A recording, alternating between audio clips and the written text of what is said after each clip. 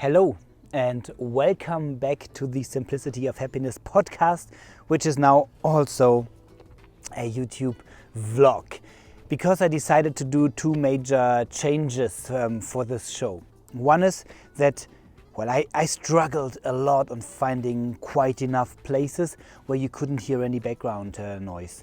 And the quieter the place was, the more I could hear, which was further in the distance. So I decided, I'm just going outside, and behind of me, all of you who are watching this, you can see my barn in the Swiss mountains, where I started a tiny farm as my Corona project. And all of you who are listening, you might hear the chicken and the geese in the background. And I thought that's completely fine, as I want to present real life. You see, there we go. And I want to offer you ideas on how to deal with setbacks, how to deal with struggle, how to deal with life if it's not all perfect. Because it never is. Everything has a downside as well. And on how you cope with that is decided a lot on how you deal with the downsides.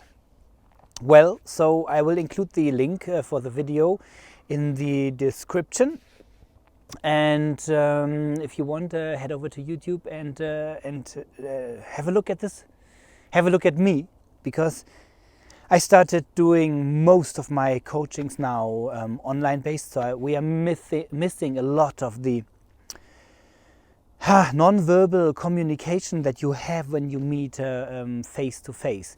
And therefore I do almost no calls, audio calls, but also always video calls, so that people get a better impression of me and that I can see the non-verbal reaction and they see mine, because you might not like me when you see me. Or you do, and if you do, it's super important, and if you don't, it's super important as well, because you might turn your back on me, and that is fine, because it's not about me in the coaching, it is about you. Talking of coaching, I thought that I'm going to give you some of the underlying ideas that I have when I go into a coaching situation. It's very closely related to Robert Dilts and the logical levels. If you want to know more about logical levels and the coaching technique that Robert Dilts is using, let me know in the comments or text me, and I'll record another episode about that. It is, if you deal with any kind of person, you can only judge that person on their behavior.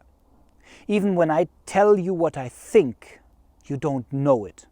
You can trust me, or you can have an interpretation of what I really mean, but you never really know, because you're not inside of my head.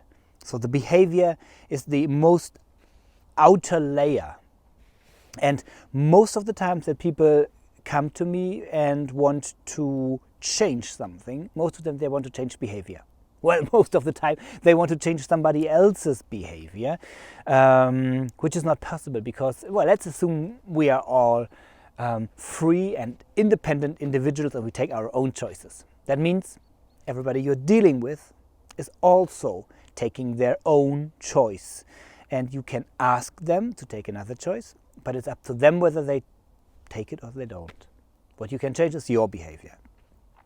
But you might be most certainly you are the same person. It doesn't matter whether you are sitting in front of a camera and recording a video, whether you are grumpy in the morning, whether you are playing with your children, whether you are teaching, whatever you do, you are the same person. Nevertheless, you change, your behavior changes from situation to situation,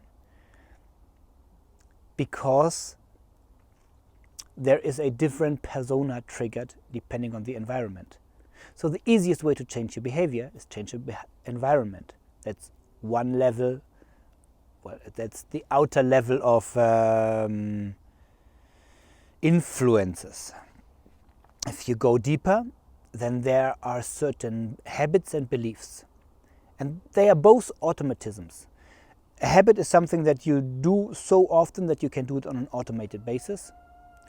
The beliefs are thoughts that you have so often following a certain trigger that you don't have to consciously make up your mind about that situation, but you say, okay, I have been there before, I know what's going to happen. So that's a belief. And most of these behaviors, or most of these habits and the beliefs, are super important because our frontal cortex, our active thinking brain, can only process 1/1,000,000th of the information that the entire body receives every second. So if you don't want to be overwhelmed all of the time, you need to filter. And you do that by giving your unconscious mind a certain program on how to do things on an automated basis. So you don't have to actively think about this. So it's saving our life, the habits and beliefs. It's just a question whether they are helping you or whether they are limiting you. I think, it's a belief of mine, that you shall change your limiting beliefs to empowering beliefs so that your lives get better, easier. Below that, you have the layer of the values. Values are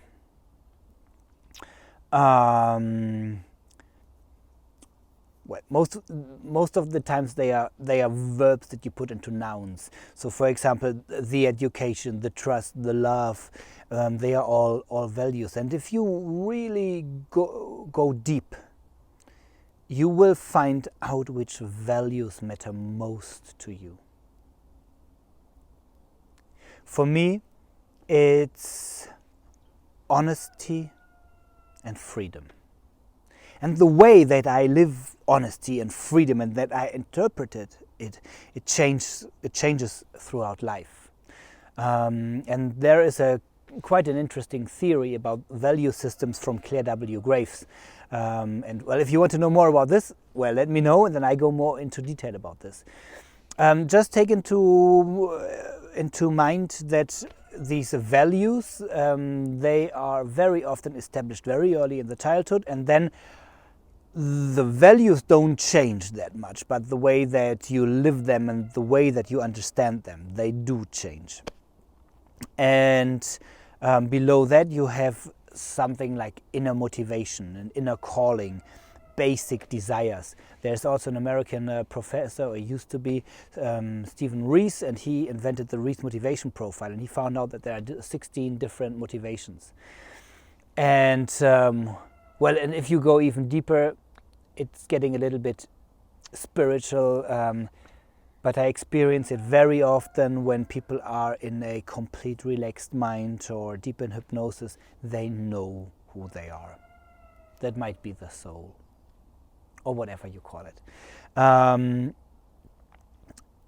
think that is very difficult to access, and if you do, you know what it is.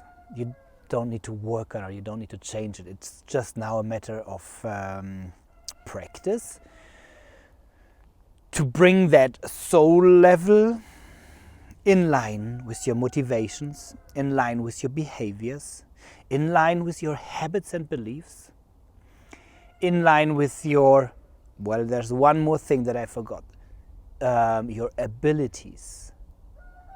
Because that is one point that, or one aspect that most of the doers, the companies want to change. They say, oh, there is a person who is not capable of doing something, now let's invest in the abilities. If you do that, you have the ability to behave in a different way, but you will only do it if it's in line with, now I go back, in the most ideal case, your soul, your basic desires, your values, your habits and beliefs. Then you have the ability to actually do what you want to do. The environment that lets you be the one you want to be, and then you have your behavior, the outer level. And then you can show the world who you are. And if you get that in line, people will recognize you as an authentic person. Very often they will regard you as a person being in sync with themselves. And that's the idea that I have when I go into a coaching. It's not about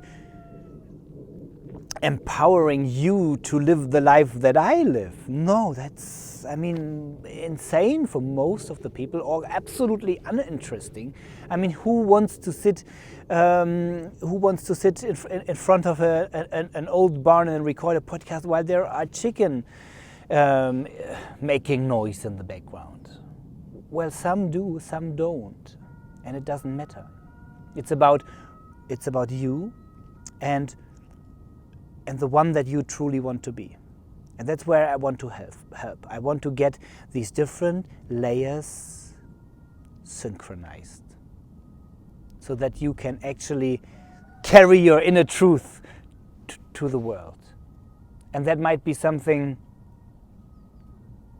spectacular to others. It might be something spectacular to you. It might be something giving you inner peace. It might be something giving you some kind of inner excitement. That's not up to me. I'm not judging. And if you want to know more about any of these different levels and how you can interact on these, let me know. I'm curious to know what's interesting for you. Let me also know if you think that's a good idea that I'm recording this as a video, because it can be quite boring. I think most of the solo episodes will be around 10 to 15 minutes, and the conversations will be around 45 minutes. And there's nothing changing. I'm not going to show you any any action in the mountain or any sailing over here. It's just me talking, or maybe the two of us talking.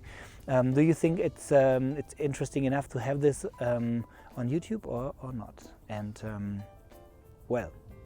thank you for listening. Thank you for being with me.